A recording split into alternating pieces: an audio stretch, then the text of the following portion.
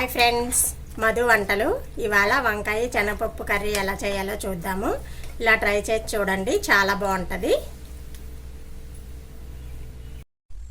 Cooker తీసుకొని ఒక cup పచ్చి శనగపప్పు వేసుకొని బాగా కడిగేసుకొని నానబెట్టుకోవాలి.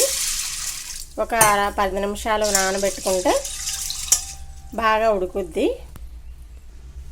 ఇప్పుడు కడిగేసాను, ఇందులో నీళ్ళు పోసుకొని నానబెట్టుకుందాం.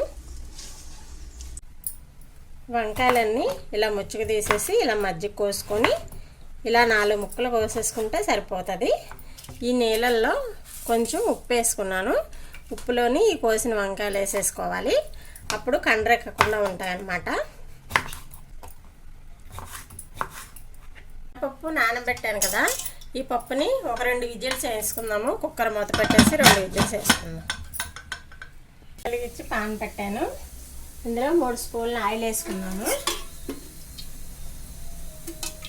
ఆయిల్ వీటెక్కింది. 1 స్పూను తాలింపులు, ఒక 1/2 స్పూను జీలకర్ర వేసి వేపేసుకుందాము. వేగిపోయాక 1 కప్పు ఉల్లిపాయలు వేసేసుకొని బాగా వేపేసుకోవాలి. ఇందులోనే 1 స్పూను ఉప్పు వేస్తున్నాను. ఉల్లిపాయలు బాగా మగ్గుతాయి ఉప్పు వేస్తే బేగాను. 4 పచ్చిమిరకాయలు, 1 కరివేపాకు రబ్బ వేస్తున్నాను. ఇందులోనే అల్లం వెల్లుల్లి పేస్ట్ ఒక 1/2 స్పూన్ వేయండి, సరిపోతుంది. ఇది కొంచెం పచ్చివాసన పోయే వరకు వేపేసుకుందాం. 2 టమాటాలు ఇలా ముక్కల కింద కోసి పెట్టుకున్నాను. టమాటా వేసేసి బాగా కలిపి కాసేపు మగ్గనిద్దాం. ఇప్పుడు ఇందులోని ఈ వంకాయలన్నీ వడకట్టేసుకొని వేసేసుకుందాం. కొంచెం కలిపేసుకొని మూత పెట్టేసి మీడియం ఫ్లేమ్లో పెట్టి మగ్గనిద్దాము.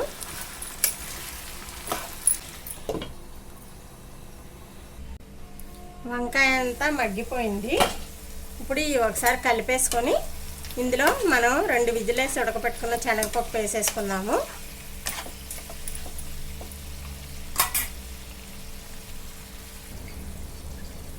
ఈ శనగపప్పు అంతా వేసేసుకుంటున్నాను. ఈ శనగపప్పు వేసి కలిపేసుకొని ఇందులో పసుపు, కారము, గరం మసాలా వేసుకోవాలన్నమాట. 1/2 స్పూను పసుపు, 1 స్పూను కారము మేము తక్కువ తింటాము, అందుకే 1 స్పూన్ వేస్తున్నాను. మీరు కావాలంటే మీ కారాన్ని బట్టి వేసుకోండి.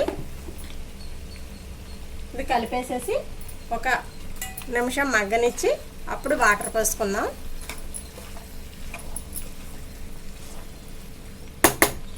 మూత పెట్టేస్తున్నాను.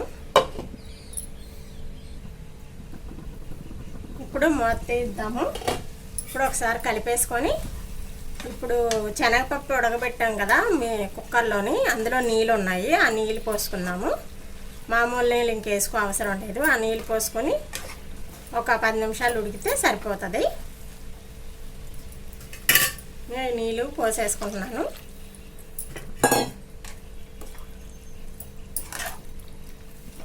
ఇందులోనే గరం మసాలా వేసేసుకున్నాము. 1 స్పూను గరం మసాలా వేసాను. కలిపేసుకొని ఒక 10 నిమిషాలు మూత పెట్టేసి ఉడకనిద్దాము. కొత్తిమీర లాస్ట్లో వేద్దాము. ఇప్పుడు కూర ఉడికిపోయిందేమో చూద్దాము. ఉడికిపోయింది. ఇందులోని కొంచెం కొత్తిమీర వేసుకుందాము. కొత్తిమీర వేసేసుకొని కలిపేసుకొని బౌల్లో తీసేసుకుందాం.